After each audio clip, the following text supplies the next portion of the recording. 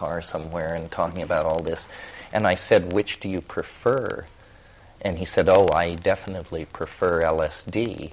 And this is a Swiss chemist, very proper, very correct Central European intellectual. And I said, why do you prefer LSD? And he said, the psilocybin is too animate. And I said, you mean there's somebody in there? And he said, yes. And apparently that challenged his categories sufficiently that he found the LSD more psychoanalytic, more reassuring, more drug-like, I would say. I mean, LSD does what you think a psychedelic would do if you've never taken one. Psilocybin, on the other hand, can surprise you. Yeah? No, I said, plus it's his baby. Of course he loves it. Well, he discovered the absolute structure of psilocybin. He can reasonably claim to be the father of both. Is it synthesized? Psilocybin? Yes. As an exercise. It's not an underground thing. It's active in the 25 to 45 milligram range.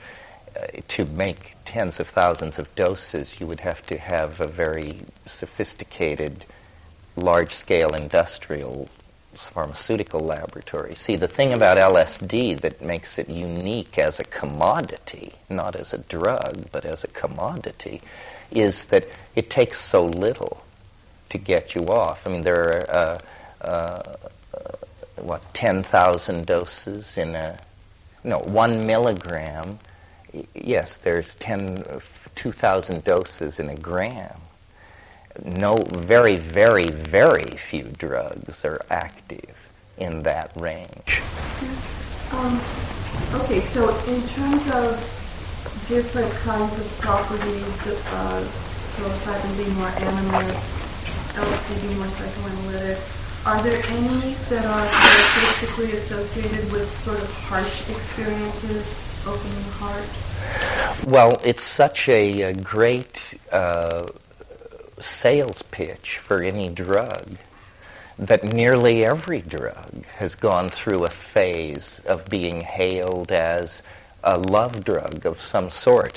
Marijuana, LSD, MDMA, LSD. Some people would say, well, they all claim, but some are. That hasn't been my experience. A great deal has to do with expectation, setting, and how you are led into it. Another really fascinating thing, I haven't tried this with all of these, but with psilocybin, that is puzzling and worthy of comment, is you can say to psilocybin, be MDMA, and it will. It will just switch. It will dismiss the dancing mice, the space people, and get you thinking about how much you love your mother, your brother, your sister, your landlord, your representative in Congress, whatever.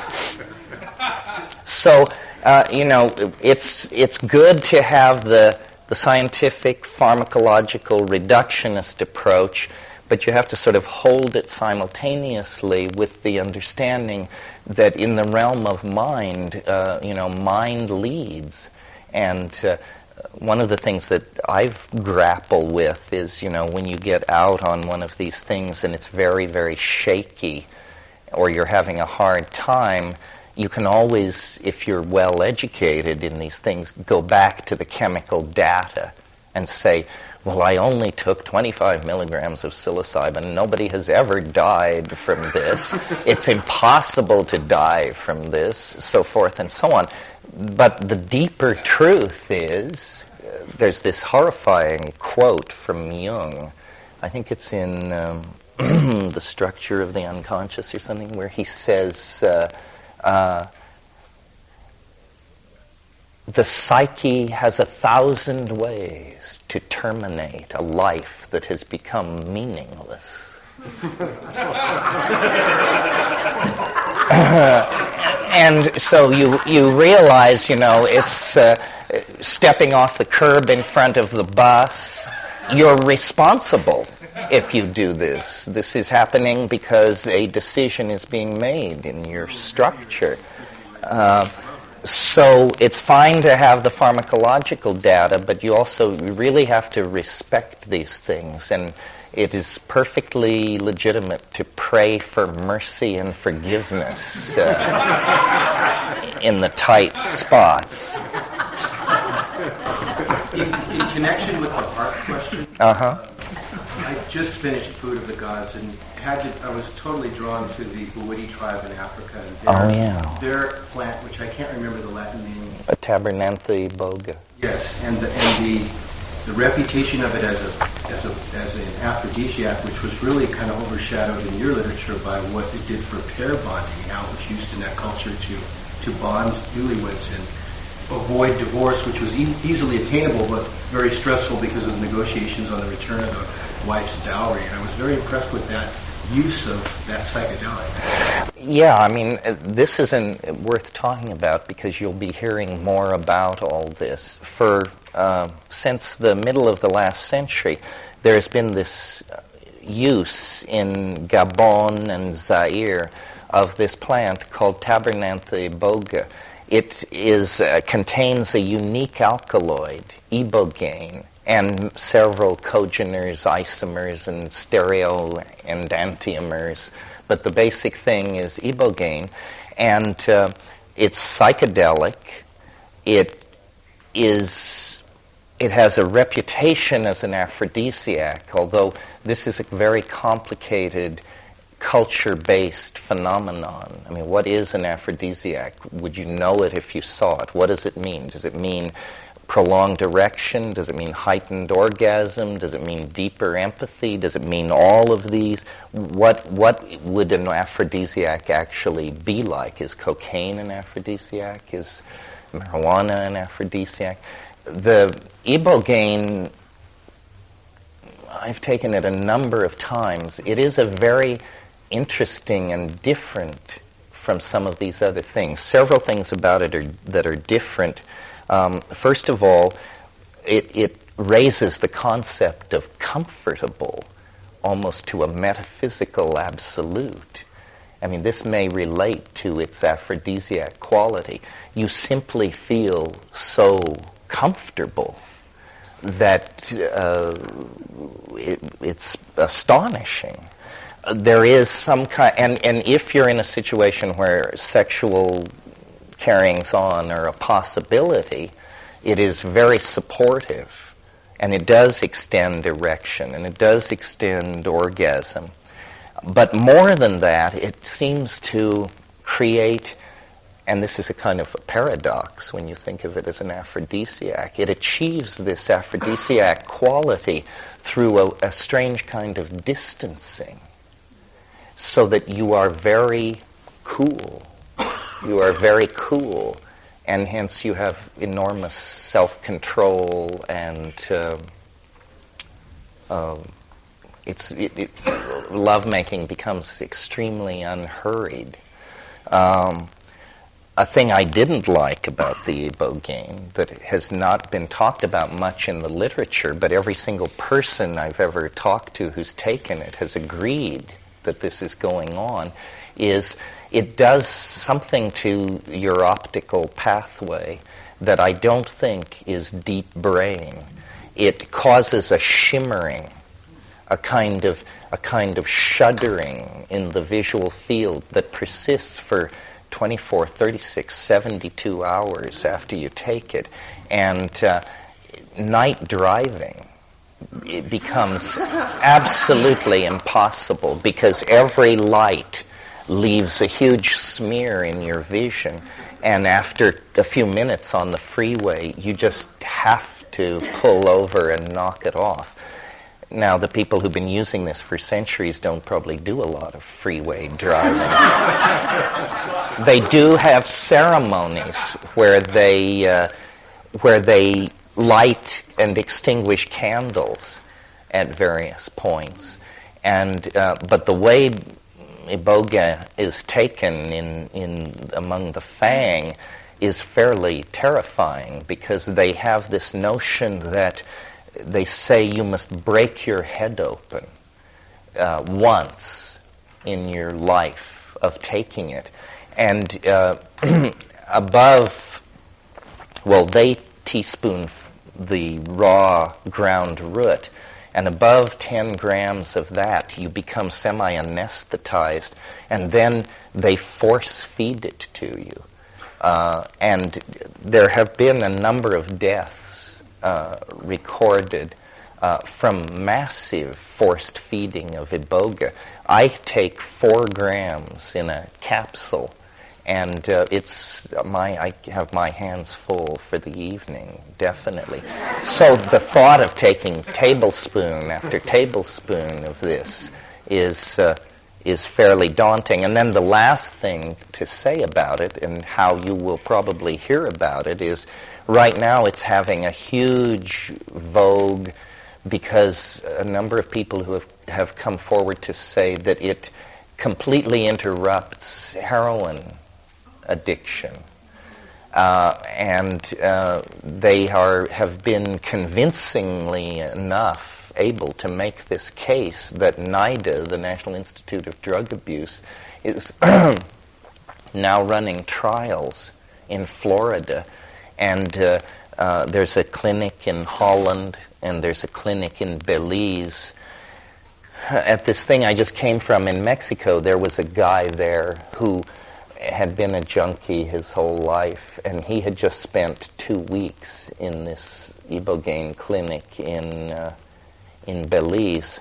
I couldn't tell whether it was working or not. When he arrived at the seminar in Mexico, he looked like he was at death's door.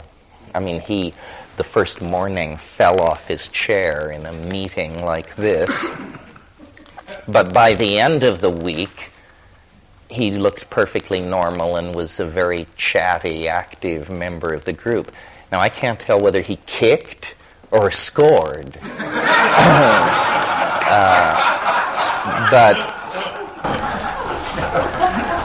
now, was there also, I believe in Thailand, a drug that was a plant substance that inhibited?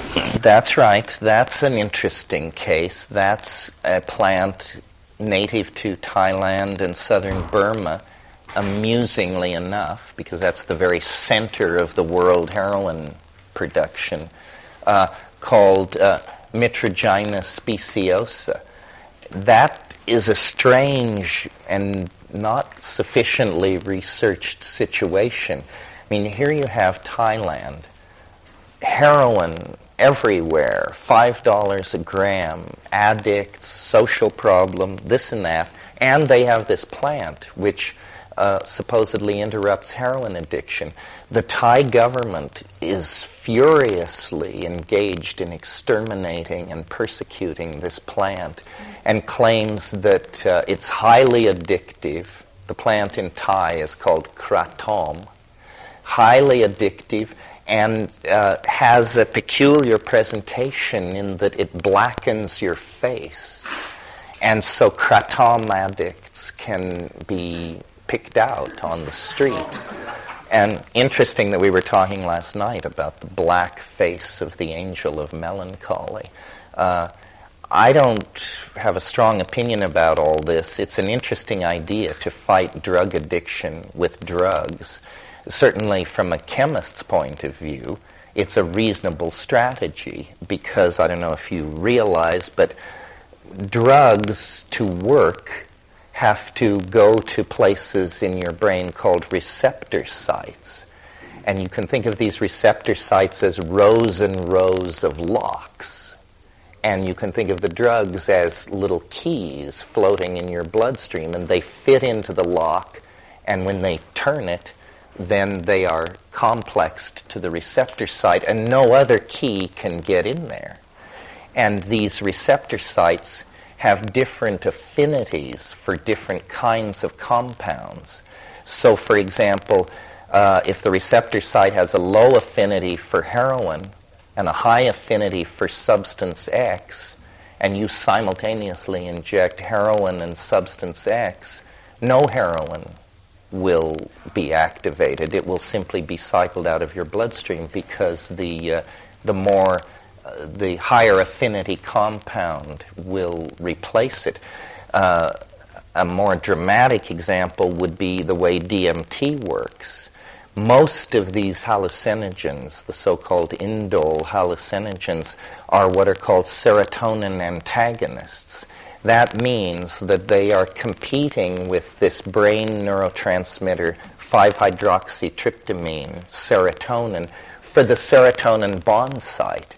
But DMT has order of magnitude greater affinity for the bond site than serotonin. So when you smoke DMT, the DMT just streaks to these receptors and fills all available slots for a few minutes until the brain can get organized to deanimate, dealkylate, neutralize these compounds, shunt them to the urine, and get them out of there. So this whole new class of antidepressant medication, which are serotonin reuptake inhibitors, right? Prozac, right, Zoloft, things like that. How would they interact if you took a psychedelic? And they don't interact very well. I mean, we're understanding more and more about this. If you're taking any of these, you probably should not take a psychedelic. In most cases, if you take a psychedelic, you will simply have a very diminished and unimpressive trip. But in some percentage of cases, it can bring on a hypertensive crisis. The way these serotonin reuptake inhibitors work is a little different. See, here's what's going on. Normally, in the synapse, you all understand that the synapse is this place where one nerve clamps to another, and there is a space between them called the synaptic cleft, which is a very complicated chemical environment. An electrical signal coming down the nerve, when it reaches the clamping portion, these vesicles, small, think of them as bubbles or membranes filled with various neurotransmitters, are released, and the neurotransmitters flood into the synaptic cleft to allow the electrochemical signal to continue to the next nerve.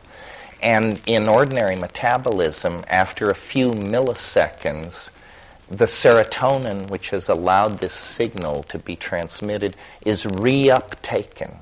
In other words, it flashes into the synaptic cleft, the signal passes through, and the serotonin is pulled back into this storage mode.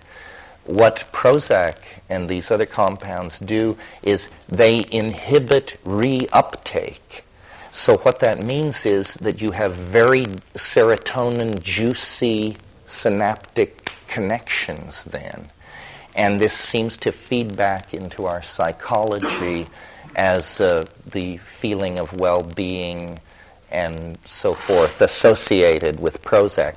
I have my own theory about these things, and I can tell you in a moment. See, we have a funny way of thinking about ourselves. If it's the mind, it involves psychologists, psychiatrists, shrinks of some sort. If it's the body, then it's allopathic physical medicine.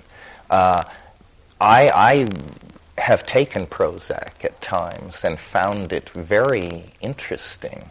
And my analysis of it is that, and this ties in with a larger theory of mine about human evolution that we may get into, but basically we are tropical creatures.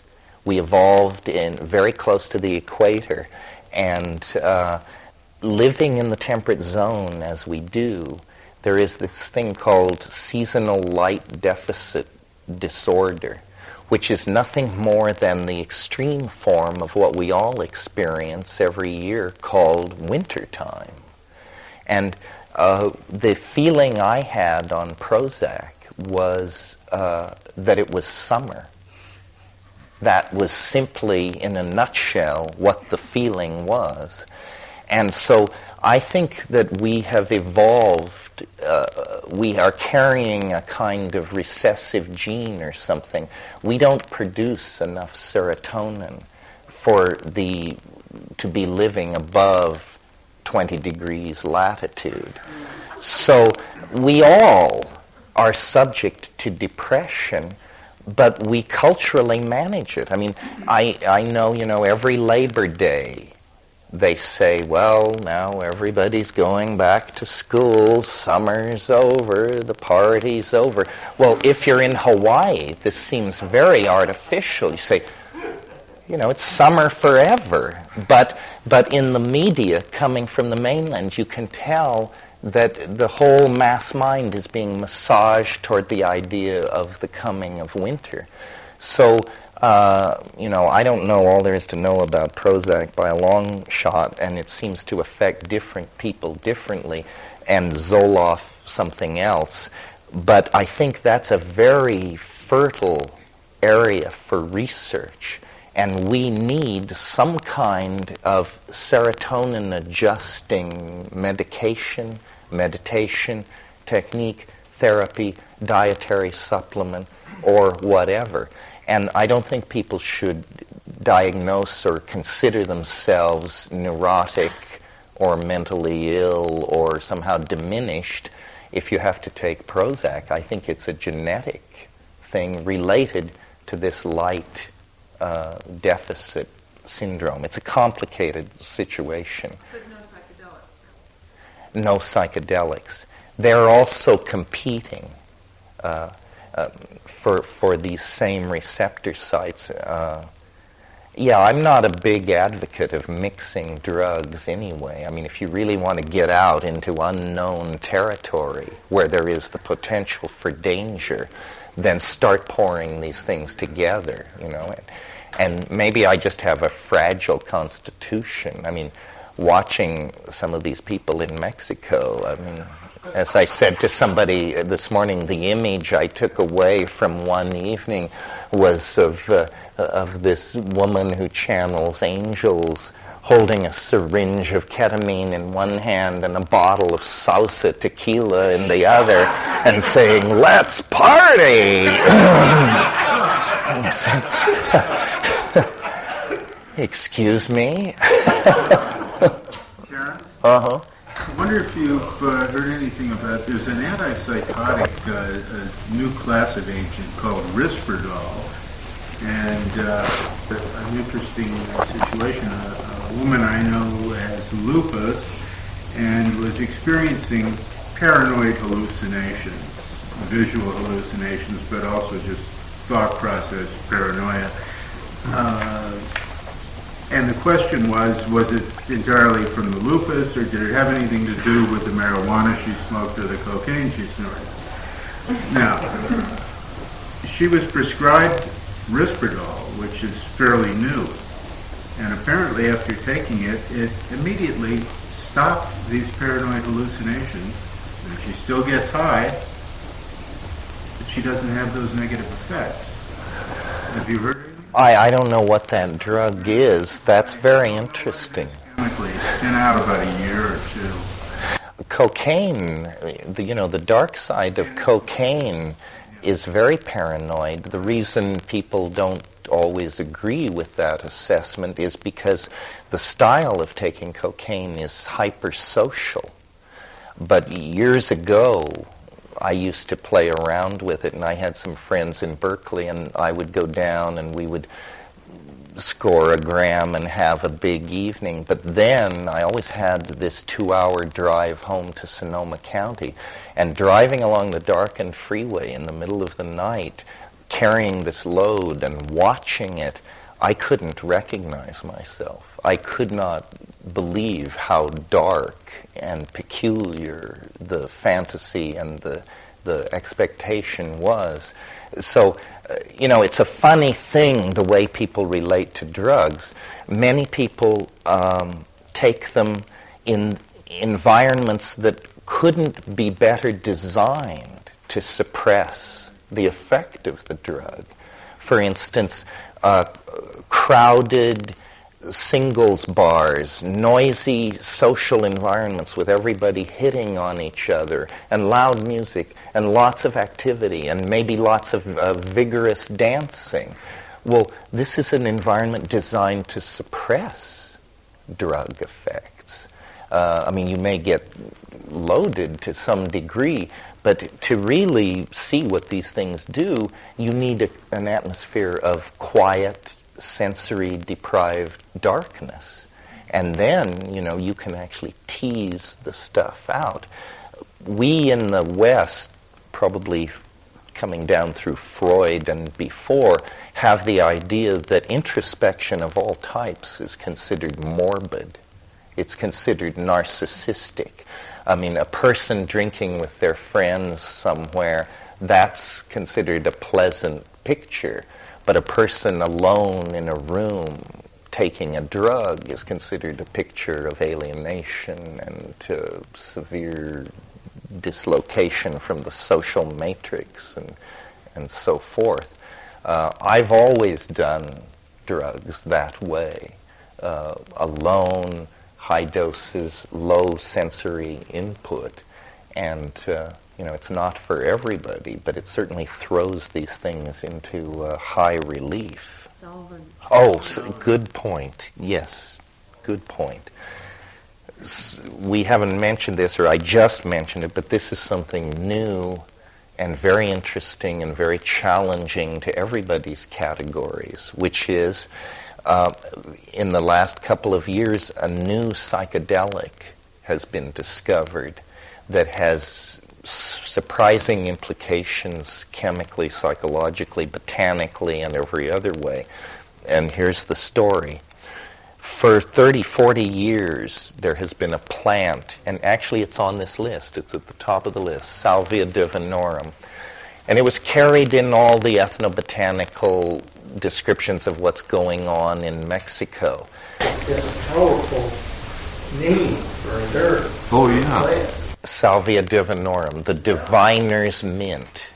Salvia is the mint family, always easily identified by the square stem. If you're a taxonomist, all mints have square stems. This is a plant that grows in the mountains of Oaxaca, south of Mexico City. And for years and years, anthropologists reported that in the absence of mushrooms, certain Indian groups used this plant, but no one could ever get off on it. And when you do this little field test called the Dragendorf reagent test for alkaloids, it always came up alkaloid negative. Well, all psychoactive drugs of this category that we're talking about are alkaloids. So in the field, when you test and get alkaloid negative, and the Indian is standing there telling you this is a hallucinogen, the tendency is to revert to the white man's superior attitude and just say, well, these people are naive, this really doesn't have anything in it, it's somehow in their folk knowledge or their culture. They're just confused, basically. It doesn't do anything. Well, then about 6 or 7 years ago, a friend of many of us here, Brett Blosser, who was working in this area, he finally got these Indians to cut loose with this stuff and show him how to do it. And basically, as is often the case with these ethnobotanicals, it's that the route of administration is so horrendous that unless somebody showed you and insisted, you would never put yourself through such an ordeal to get loaded. And what they showed him was they said, here's how we do it. We take 13 pairs of leaves, and these leaves can be the size of my hand, so imagine 26 of them, roll it up into a cigar, that's about like that and about like that. And then they said, and then we eat it like rabbits. And meaning small bites, chew, chew, chew, hold in the mouth, chew, chew, chew. Well, this stuff is bitter beyond belief. I mean, it's horrible. Fresh. But he came back saying that he had done this, and he was a DMT test pilot. He knew his way around the neighborhood, and he came back and said, I sank to my knees. It was incredibly powerful. It was so forth and so on. Well, so then people started playing with it. And what the literature had always said, as kind of a covering their ass position, was if there is something there, it must be that it is so unstable that hours after picking the plant, it completely disappears and turns into something inactive. Well, a fellow in Los Angeles who, I don't know if he wants his name used, so I won't mention it, but some of you know him, an amateur, one of us, somebody who's been to many of these things, just decided the only way to get to the bottom of this is forget all that has been said. Ignore all this stuff about how it's unstable and it's this and it's that. Let's just go for it with a standard high molecular weight solvent extraction and see what we come up with. So he did that. And he came up with a white crystalline material. And, there are old pharmacologists and there are bold pharmacologists, but there are no old, bold pharmacologists. So if you're testing a new drug, what you do, a drug that you have just made, a drug that you've extracted or made that no human being has ever taken in the pure form, you start orders of magnitude below where you think it's effective. Most drugs are effective in the milligram range. A powerful drug is a drug that takes 4 or 5 milligrams. Mescaline takes 700 milligrams to it. That's considered the effective dose in a 150-pound human being. So this fellow decided he would start way, way, way down, that he would start with 0.5 milligram. That's 500 micrograms. The only family of compounds known to be active in that range are LSD. And it was thought impossible. Albert Hoffman once said to me, he said, if you want to understand what getting a human being loaded on 500 grams of LSD is micrograms, if you want to understand what that's like, think of an ant that can tear the Empire State Building apart in 2 hours. That's the relative size we're talking about here. So this fellow took 0.5 milligram of this compound and vaporized it in a pipe and sank to the ground in a complete state of psychedelic discombobulation, and was astonished, as you can imagine. He didn't know what he had on his hands. So then he went into the literature and he discovered that some years before, chemists had isolated a compound out of this plant called alpha-salvinorin. So he wrote to Aldrich Chemical or Merck or somebody and asked for a chromatography standard. You all understand that chromatography is this technique where you can take a crude plant extract or a crude drug, put it into a machine, and by comparing it to known compounds, to their profiles in this machine, you can figure out what you've got. Is it a Scott column? Hmm? Is it a Scott column? It can be. Where you make a gas and then grab Yeah, it and GCMS. Yeah, gas, GCMS, gas chromatographic mass spectroscopy. So he got the chromatography standard for alpha-salvinorin, and they sent him only 3 milligrams of it because these machines are incredibly sensitive. You don't need a lot. So he took the 3 milligrams, and he took half a milligram of that, and he smoked it. And exactly the same thing happened again. So then he knew that the compound was alpha-salvinorin. It's a sesquiterpene, which may not mean much to anybody here, but what it means is it's in a chemical family never previously known to contain any psychoactive drugs whatsoever.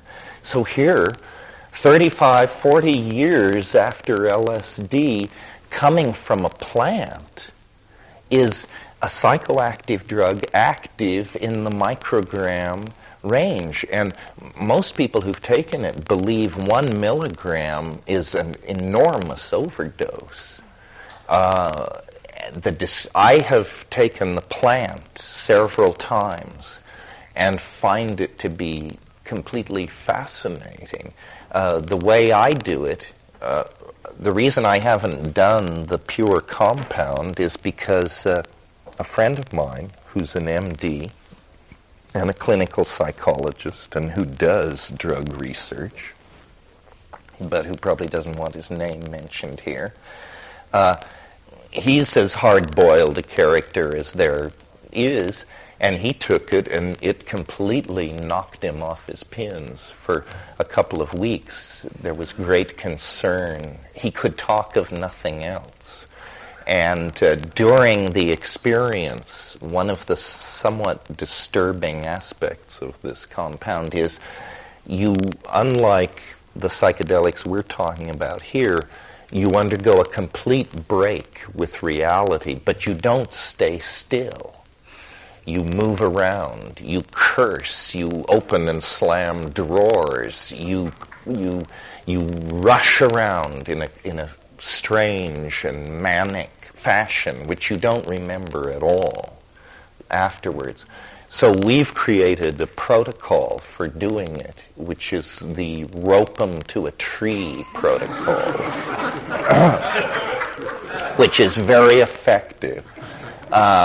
And basically tie people down, restrain them, and then see what happens.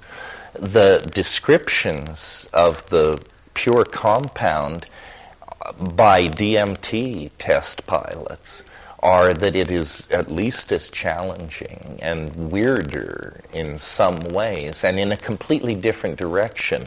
And the more sophisticated people have come back talking about some kind of geometric, some kind of extreme spatial distortion. People talk about how the world unzips, or the world rolls up, or the world folds up. And people in this manic state sometimes appear to be trying to crawl into something. I mean, people get into if I could,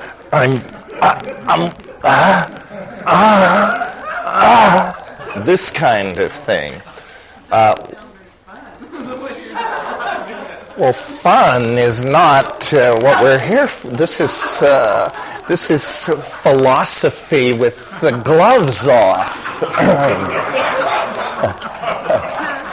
Yeah. Physical effects. Basically, you lose consciousness. You don't lose continence. You don't vomit, but you lose muscle tone. The descriptions of the trips are very, very anomalous and peculiar. For example, one person I know, hardcore, took it and said that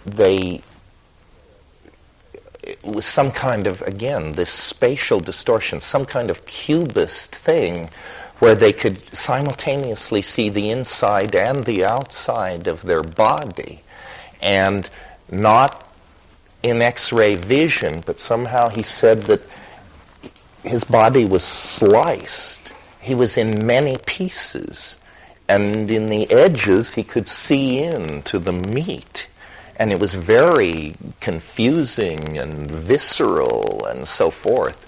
Well, that was this person's first experience. Their second experience, they were very concerned. They wanted to have this experience again. And I saw this trip. They smoked it, and they were sitting there, and he flung his arm out, and I could tell by the look on his face that he was experiencing this inside-outside vision. And then his description was, while he's trying to sort this out and stay calm and look at this and analyze what is happening, there's a tap on the shoulder, completely out of nowhere. Turns, and there's a child standing there in a little uniform of some sort, like a Cub Scout, a beanie, some kind of uniform. And this child says, "Father," to this childless, unmarried, 35-year-old guy. Says, "Father." And his jaw hangs. And the child walked in front of him and then began walking away. And he stood up to follow. And at that moment, and this will seem unlikely to you, but the world is full of strangeness. At that moment, in that place, a large group of wild turkeys who happened to be having a weekend nearby decided to take flight. And so there was this, suddenly the air was filled with this sound of wings. And as he looked at this kid, out of the back of the kid's shoulders, wings just metamorphosed. And the child rose into the air. And as he's standing there looking at this, he feels an enormous weight growing on his shoulders, and it pushes him down into the ground, and his face is in the dirt, and he can feel these wings sprouting out on him, and then he loses consciousness. That's a very anomalous. It sounds like a dream. It does sound like a dream. Another person had a very interesting trip.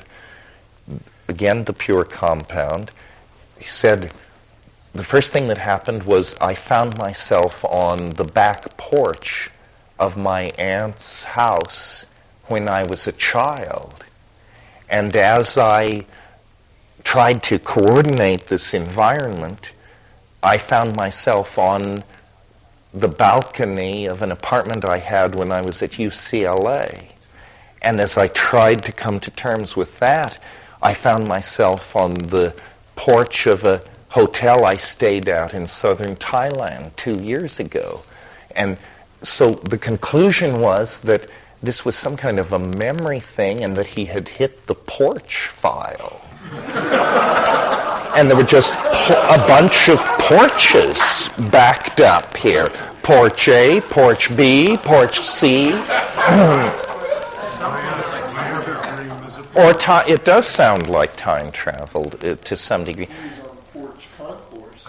Yes, he was on the porch course, going through all adumbrations of porchness. It was a porch-specific experience. And how does the body metabolize? How well is it efficient metabolism? It metabolizes it fairly quickly. First of all, it's such a small amount, and it goes away. My experience, now speaking from my own experience, is only with the plant, which I find quite challenging enough. And I really urge you to explore this. Number one, it's legal.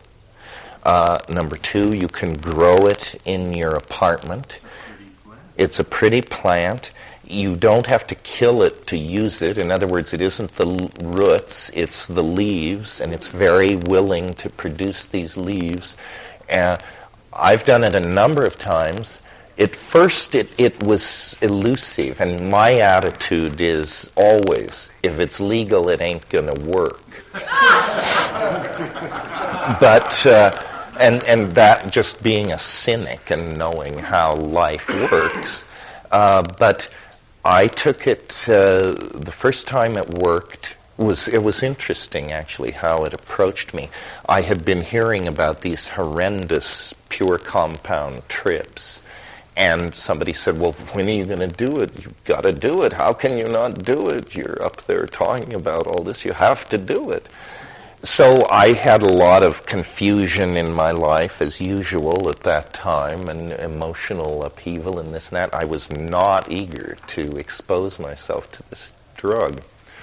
But came the evening, and so I did, and here's how I do it. I weigh, and I inject this incredibly technical concept of weighing the dose. I weighed 35 grams of it, and it was quite a pile. And then of leaves, fresh leaves.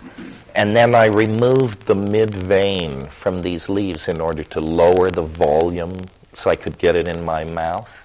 And then I rolled it up into this wad, which I could just barely get into my cheek, like, shoving it in. And then I lay down in darkness in a place where I can see a digital watch. And I wait 15 minutes. And then I spit it out into a bowl right there without getting up, without moving much. I just roll over and spit it out. And about 2 to 5 minutes after that, you begin to get what's called streaming. I see it after orgasm. I think a lot of people do. It's some kind of low-level hypnagogia. Has no content, but it's a clue that you're on the edge of an altered state. Streaming. Well, so then after a couple of minutes of that, this thing began to work. But on this first trip, it was absurd.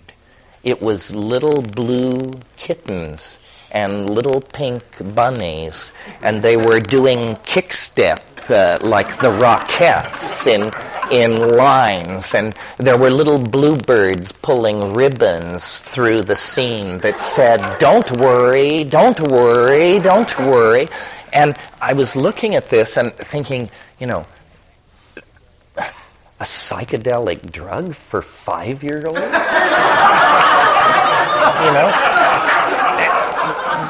Which, as I was experiencing it, you could have given it to any 5-year-old and they would have been absolutely delighted. I mean, it was Sesame Street Saturday morning psychedelica for sure. Well, so after about 20 minutes or 10 minutes of this, I said, look, so I'm chicken shit, but not this chicken shit. Is this it? And basically that was it for that trip. And so the next time I took it was under somewhat more dramatic conditions. I was alone in a tent, in a rainforest, in a jungle, and I zipped up my tent so it was totally dark. And there were 2 very interesting things about this trip. The first thing was, incontrovertibly, I could see in total darkness. I mean, as I sat there waiting for this stuff to come on, and it was an overcast night, and it was dark. But slowly, in this strange silvery blue light, I could see all the ribbing of the tent and all the seams and everything. And then when the hallucinations began, it was like invisible hands shuffling a deck of iridescent blue cards. And there was just watching this. And, ayahuasca is associated with deep blue hallucinations, cerulean hallucinations. This was better. This was an amazing journey into blueness of some sort. Then the next time I did it, yeah, I do it the same way every time. And you weigh it? I weigh it, yeah. Pardon me? I have smoked the leaves with no effect. Some people get off quite stiffly that way. I found fairly fresh dried leaves. One standard tobacco pipe full, which I guess was about a half a gram of leaves. Not very, like 2 or 3 large leaves, and very intense, about a 10-minute visual. Did it work the first time? Not as much as the second time. Yeah, there seems to be some learning curve, or you keep after it if it's not working. It surprised me at how small of a dose seemed to be effective compared to what I had heard. Yeah, I mean, my brother, who is fairly hard to move off the dime, he was at some conference and stepped outside and somebody offered him a hit on a joint of this stuff, and the next thing he knew, he had sunk to his knees and was just surrounded by... The last time I did it was it's getting more and more dramatic. The last time I did it, I was alone in a room with a big skylight, and it was a full moon night. And normally under those circumstances, that's the perfect situation in which to hallucinate. Silvery moonlight, many dark edges and deep shadows. With my eyes open, absolutely nothing was happening. And when I would close my eyes, it was like turning on a light in a dark room. It was that fast. There was no lag time. When I closed my eyes, there was waiting a 3-dimensional, highly colored, very bright, undulating environment. Some of you may know the paintings of the surrealist painter Yves Tanguy. These kind of melting, stretching things in these mauve landscapes, and on that trip there was actually a kind of a voice, and what it said was, and this may explain what goes on with these people who smoke the pure stuff, because what the voice was saying was, walk into it, and I said, no, if I walk into it, I'll stumble over furniture, I'll fall down. It said, no, walk into it. And because there's no lag time in producing these hallucinations, closing your eyes is like opening your eyes. And then there's this place, and it has an extremely intense sense of place. It's hard to tell yourself, this is a drug. It doesn't look like a drug. It looks like somewhere. Now, the only other thing I can tell you about this, and this is fascinating to botanists, is this plant is known only from this very small area in southern Mexico. The people who use it are Mazatec Indians. They call it hojas de la pastora, the leaves of the shepherdess. This is, first of all, an odd name, hojas de la pastora. At first these people have been under the thumb of the Catholic Church for several centuries. There are no shepherdesses in the Christian tradition. We got shepherds there at Christmas night. There are no shepherdesses. I mean, why is it the leaves of the shepherdess? More startling, these people are Mazatec Indians. They don't speak Spanish except as a remote second language of a conquering people. So when you say to them, what do you call it in Mazatec? They say, we have no name for this in Mazatec. Well, that's a clue. Any anthropologist, any ethnographer would tell you that means that they cannot have had this plant for very long, and it cannot be very deeply grounded in their culture. It would be like us referring to wine as Beaujolais or something. I mean, it just does not happen. So, and this plant is known from nowhere else on Earth. So here we have this endemic plant known by an Indian tribe but a tribe that has no name for it in their own language. The suggestion is that it could have been brought from somewhere else, but where? And could have been recently discovered, but how? And why would it be named in Spanish anyway? Yeah. What if Volhos is really Volhos? Volhos are eyes. Then it's eyes of the shepherdess. Does that make more sense? If there's something lost between the tribe's dialect and Spanish, just one letter can change the meaning that much. Well, it is called the divining mint. Divination means seeing into the future. So it could be the eyes of the shepherdess. But again, who is the shepherdess? Well, being as the shepherdess, and that's not endemic in Western European, it could be a slant. It could just be a cover. It could be a thing. So heavily oppressed by the Spaniards, they just sort of blank it out, and it's like double speaking. Yeah, I mean, it's a complex ethnographic problem. We know that the Spanish suppressed the mushrooms because we have their chronicles. We don't have any Spanish mention of this plant. And, you know, there are Zapotecs, Mixtecs, other tribal people in the same area. They don't know from it. You know, it's a very indemnified local hallucinogen. Well, I don't want to spend too much time on that, except that, you know, in practical terms, this is a plant you can obtain, you can grow, you can advocate, you can do therapy with it, you can do anything you want with it because it is legal.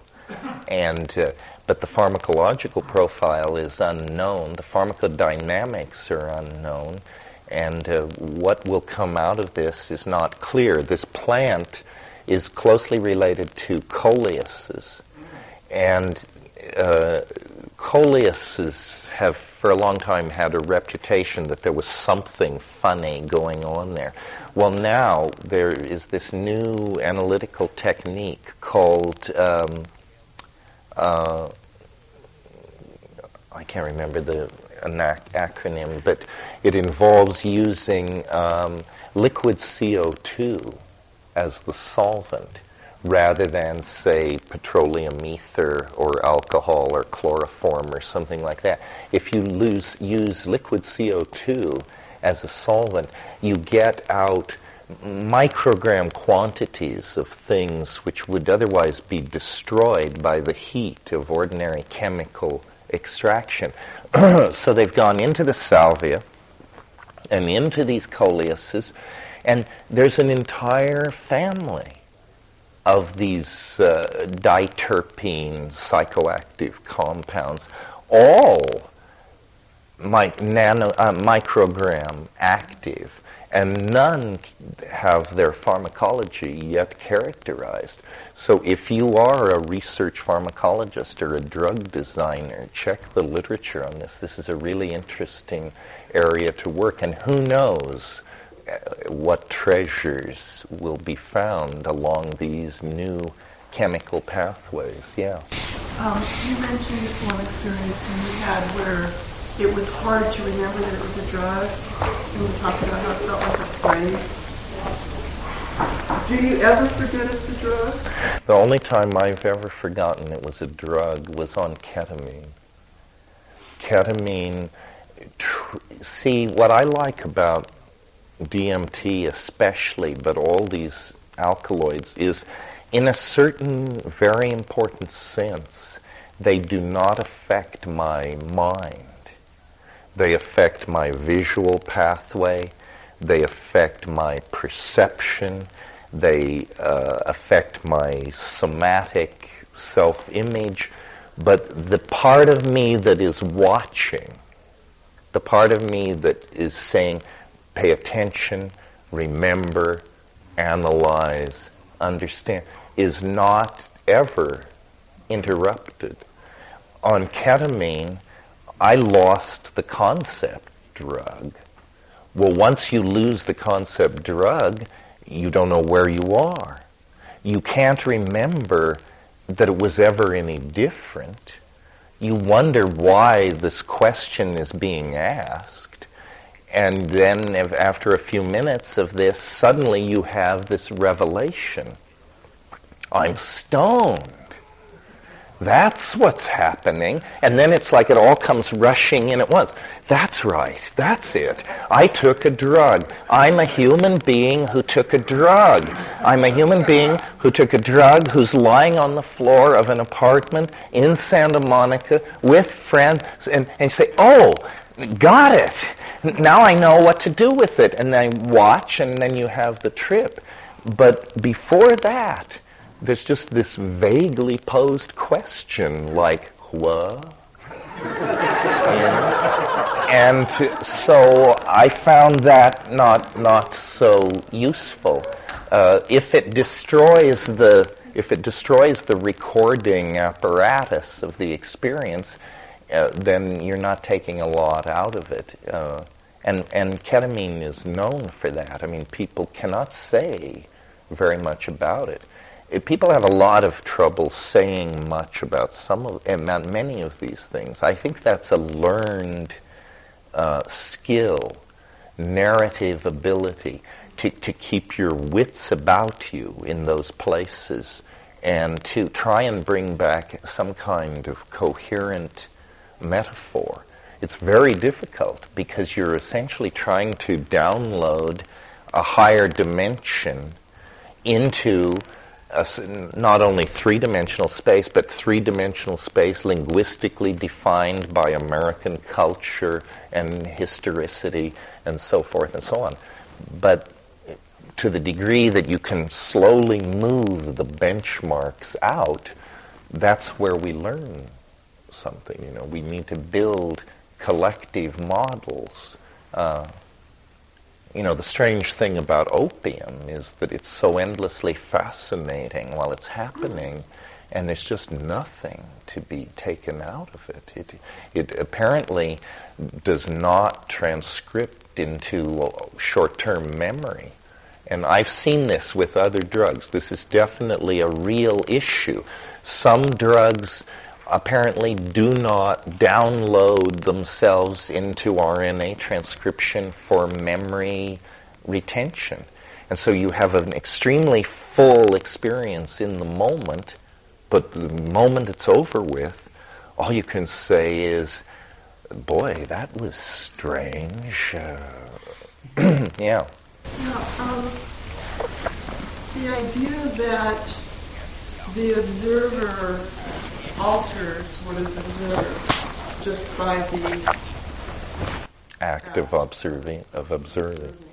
It seems like if you're trying to chart where you are and record it so that you can remember it and recollect it later while it's happening, that you're imposing a lot of limits on what could happen if you didn't do that.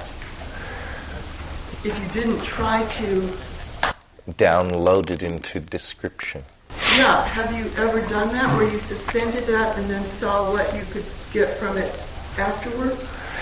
Well, what happens is the state begins to come on, and I begin to describe it to myself. But in most trips, there comes a place where it outdistances description, and then you go into a place where you deal with it in real time, moment by moment, but you bring nothing out of that. DMT is particularly like this. Well, can I just say, it seems like you would maybe bring nothing out of it for research purposes, but just for personal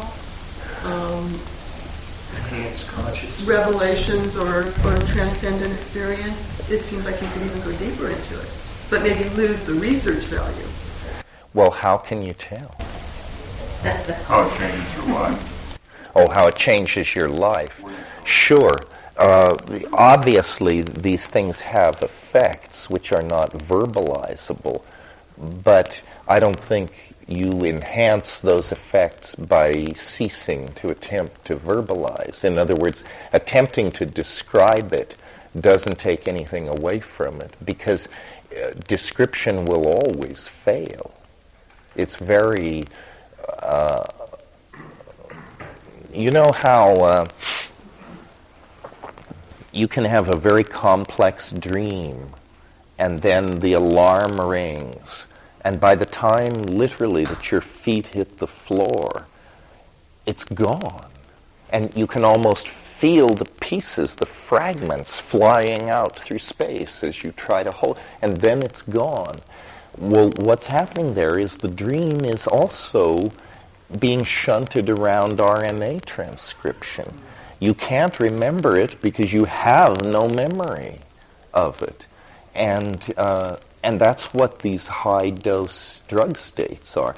A friend of mine likes to say about psilocybin that every time he takes it, the goal is to stand more, to tolerate more.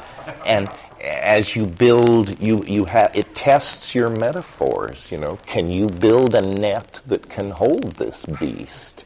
Or does it eventually rip free and dash into the jungle of your mind and disappear? What I like to do is I always use a voice-activated tape recorder, which is just lying there. And when I come to certain spots where I can compress the experience into a word or something, that helps me later when I listen to it to get the full spectrum of the experience that I only was having, like shining a tiny little dot on one aspect, and later listen to it, I can see the whole picture. Yeah, I've used voice-activated tape recorders, and it's a good technique. It's a crude technique. I mean, I have a number of tapes where I clear my throat 400 times. and that's the recorded record of that trip. But you're right. At any moment, you could say, and I have, you know, little poetic aphorisms or little reminders, and that's an excellent technique. I know it can destroy the experience by trying to say it, but it has helped me very often to get a full, meaningful picture and something that I can do something with it. Well, I think that the ultimate impact of these things is on community and society, and so it's very important to be able to share. In all cultures where this is a big deal, people talk. It's as important to tell your trip as it is to have the trip. Yeah. Ties in something I wanted to ask you, something you mentioned before when you were talking about being cocaine in a room full of noise and doing things that are putting yourself in a setting that inhibits the drug. And you said doing it by yourself, you know, a heroic dose, staring at the sky or whatever. And I agree with all that. I understand a lot of what you say, a lot of what you say goes. But when you're talking about community, I know that like sometimes when you smoke a joint, if you share it with people, you get more people high than if you smoke the joint just by yourself. I also know like at Grateful Dead shows, I've been there on like mushrooms on psilocybin when I know as a community there's more going on than just that I would get by myself sitting at the beach or being in my darkened room with that same dose. It seems it's brought out when you're in when you're in a room with a bunch of people all on psilocybin and dancing to music. There seems to be, to me, a greater high, a greater community high. And although there are times when it's good just to be by yourself and figure out your own trip, but there's sometimes it seems that the community is really important. Yeah, I think this is a thing of preference and taste. I mean, I am basically hermetic, cool, withdrawn. I'm not a party boy particularly. I can do it, but my natural inclination is to go the other way. The people who I am totally in awe of are therapists whose idea of a good time is to dose a dozen people and then help them work through their trips. I just go gray at the very thought of that. Of going like, to me, of doing like a bunch of cocaine and alcohol and going to a place and listening to loud music, as compared to, it's more like a therapy with a group of friends and share a bunch of shrooms and like go like the Grateful Dead or something, where there's lights and music and people, and it seems to me that I'm pretty on my own, not into a party scene, but that's like different. There's a difference there to me between cocaine, bright light, drug scene, and the kind of cosmic, when the Oakland Coliseum becomes a spaceship and everybody's floating around. But the people, I think, who enjoy those situations the most are the people who have taken a light dose. In other words, I've had many people describe going to Dead shows and doing too much and just having to find a dark place or get to the parking lot or to deal with it, because a little psychedelic makes everything fascinating and inviting and enfolding. A lot brings on deeper issues and deeper insights for some people. I mean, it's very individual. And I closed my eyes and been alone. That situation didn't resolve, and then close my eyes and I can be in my tent. This is it, even though I'm in work surrounded by people. But also in a situation like that, because that was my introduction to psilocybin, to the Grateful Dead shows, it seems like you can do a lower dose because the music potentiates. Sure. More, and the energy, because it's very sacramental, for people who get into it at that level, and it just seemed like you get high from the surroundings anyway from the music, and then with psilocybin or pod or whatever, it would really potentiate it. Yeah, it's that the morphogenetic field is very, very strong, and it's very positive.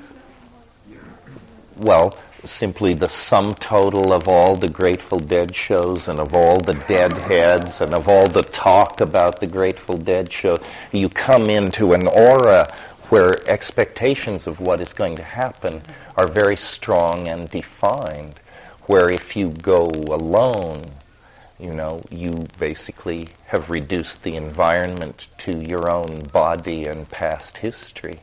And also these things are steerable. You can keep it at the surface if you want, or you can take it to depth. I mean, I dialogue with it, and I say, I've had conversations with it where I say, after hours and hours, show me what you are for yourself. And it's like the temperature drops 20 degrees, there's an enormous organ tone like the Bach B minor Mass, and black velvet curtains begin to rise on something so mind-boggling and appalling that after about 30 seconds of that, you just say, enough already. Let's go back to the dancing mice and the rest of it.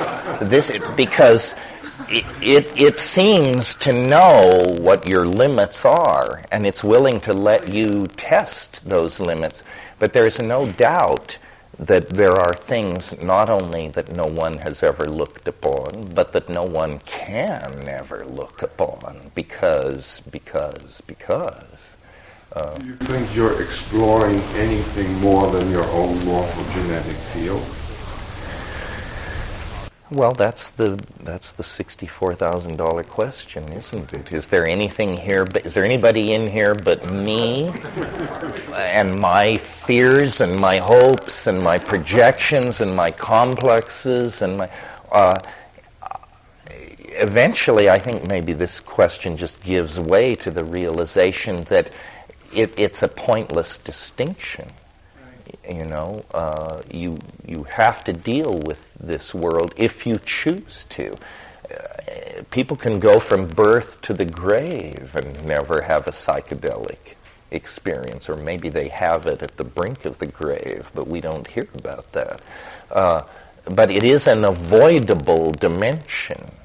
in life. And some people have one psychedelic experience, and that is fine. They now know that the world has edges, and they stay far away from those edges from thence forward. It's a particular taste. People say, it's not for everybody. It certainly isn't. People who, I consider it a kind of athletic undertaking, roughly similar to rock climbing or windsurfing or something like that. It's important to be in good physical shape. It's important to be in good mental shape.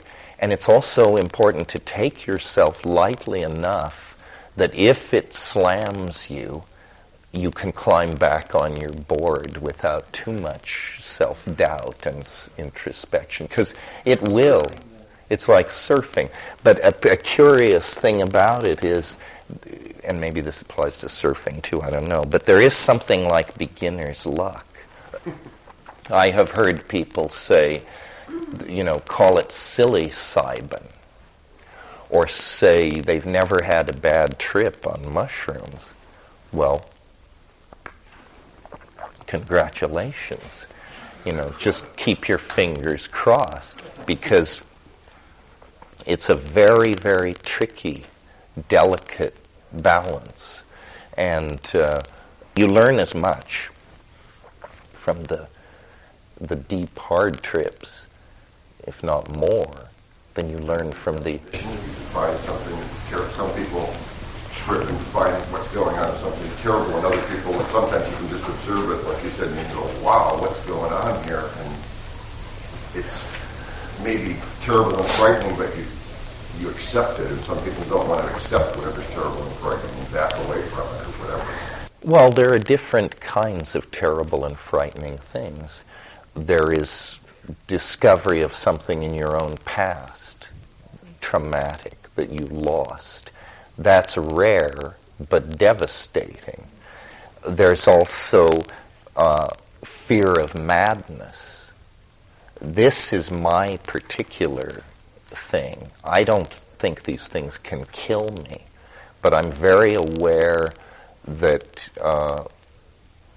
that mind is a fragile construct, and I have been in places where, had I stayed there, they just would have warehoused me in some back ward and checked in once a week and cleaned me up, and that's where I would stay. And I wonder if the people who are in that position, what is going on for them.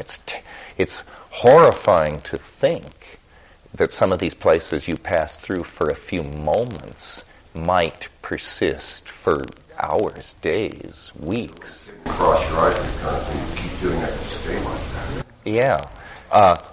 In my experience, it's very, very rare.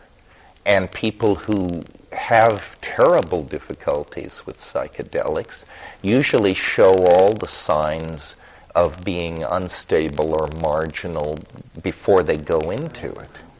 So, it isn't a case of everybody has to prove themselves. It's more like this is a calling. It's for edge runners. And in human society, the way it's worked is to deputize people, call them shamans, seers, visionaries, DMT test pilots. And, a test pilot is a good metaphor. I mean, a test pilot is cool. A test pilot can eject at 3 times the speed of sound as part of a day's work. If you don't have those kinds of nerves, and why should you? Why should any of us have that kind of terrible cool? Then some of these things are probably contraindicated. Do you have any colleagues that have kind of unraveled psychedelically and not reconstituted? No. Some people say I'm the only known case. But it's not unusual to hear stories of people being thrown for a loop for a week or more. And a week is a long, long time to wander in the land of the shades. there was a woman at this Mexico trip, I won't use her name, but the wife of a famous chemist and a psychoanalyst on her own, a published author, and she described a 10-day wandering. And in my book, True Hallucinations, I describe a 2-week episode that overcame my brother and I. The wonderful thing about the human psyche and the human brain is its thirst for equilibrium, and it's many modes and methods for returning you to equilibrium. Nobody has ever nailed down what, if any, the connection of this stuff is to severe mental illness. In the 50s, it was all thought it was going to be pretty simple, that there was something called a schizogen, and that if we could just isolate it out of the blood of schizophrenics, that we would discover it to be an abnormal tryptamine metabolite or something like that. All that talk has died away. The situation is much more complicated. People thought, well, DMT is so weird, surely schizophrenics must have more of it than normal people. They have less of it than normal people. For you personally, when you're in dark spaces like that, how do you right yourself and journey on the way out? I always have cannabis ready. It's the rudder of the boat, basically. The ballast, the rudder. I always have cannabis ready, and then deep breathing, and more importantly, song. It's really, usually, these states which you think of as psychedelic hells, if you have sufficient presence of mind to analyze them, or if somebody's observing you, what's happening is that your breath is failing, shallow breathing. And some people don't have presence of mind enough to deep breathe, even if you smack them around and tell them to deep breathe. So what you say to them is sing. Sing. And this establishes oxygen moving through the body, and it also establishes a task which focuses people, and they quickly discover that it's interesting, that the song is blue with violet speckling, and by undulating it you can bring in yellow. And the key when you're having a bad trip is to make your mind wander from the bummer. And an interesting thing to know about fear, maybe the most important thing to know about fear, is that it's a reaction in your body which has a very short-term chemical foundation. No one can be petrified with terror longer than 5 minutes. It just gives way to something else, reflection on petrification, if nothing else. So, I like to quote the guy who wrote Dune, Herbert. What's his first name? Frank Herbert. There's a drug in Dune, you may recall, called the water of life, or strewn, that allows you to navigate through time, but you can get really lost in it. And he says the fear comes. It comes like a wind, and you must just allow it to blow through you. So the way I deal with fear is I don't move, and I sing. And inevitably, I can march my way out of most states of discomfort. There are different kinds of bummers. There's an extreme discomfort with how the situation feels, and that can usually be handled with song. And then there's a more serious kind of bummer, which I call a cognitive hallucination. And what a cognitive hallucination is a hallucination but not one you see, but one that you discover and think. And it can be anything. It could be, you could discover a tumor in your brain. This would be a cognitive hallucination until you are confirmed by a doctor that you have this thing. Or you could discover a demon living within you. Or in playing back a recent conversation that seemed harmless, you could discover that really it was filled with vicious, destructive innuendo that you hadn't noticed before. This is the edge of paranoia. And basically, you have to discipline yourself. As I'm sure you know, the brain has what's called a fight and flight response. In many situations, the brain will just offer up these two choices. Fight, meaning raise blood pressure, turn and face it, or flight, get away from it as fast as possible. Actually, neither of these is the correct response. The correct response is to deep breathe, oxygenate your blood, and wait for the thing to pass by. And whatever works for you. I mean, I pray, and I pray going into it. And I say to it, please be kind.